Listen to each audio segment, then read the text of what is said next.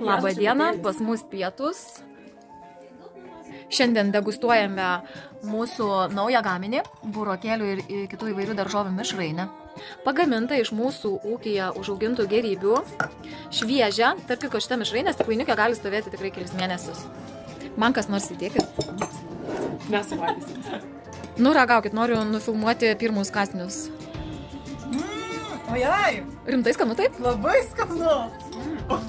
Labai skanu. Ai, skanu. Labai skanu. Siriubai. Greitus paruoštukas. Bet puikiai tinka valgyti ir vieną. Čia jinai šalta, ne karšta. Jūs pirmai ragavot karštą, ne? Jo. Ir šalta labai skani buvo. Bet čia dar skaniau. Šalta jinai skanesnė, taip. Žodžiu, aš irgi ją ragavau, vakar suvalgiau stiklainį, nes atsidariau, tokia skani buvo, aš tiesiog taip prisėdau ir suvalgiau stiklainį.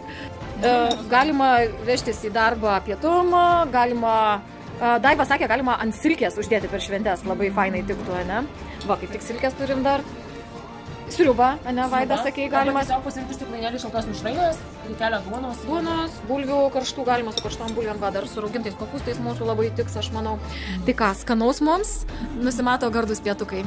Ai, tiesa, šitą mišrainę mes kol kas gaminame, tiekiame prenumeratoriams, siūlome įsigyti, bet jinai netrukus atsiras ir mūsų internetinėje parduotuvėje www.gamtinisdaržas.lt.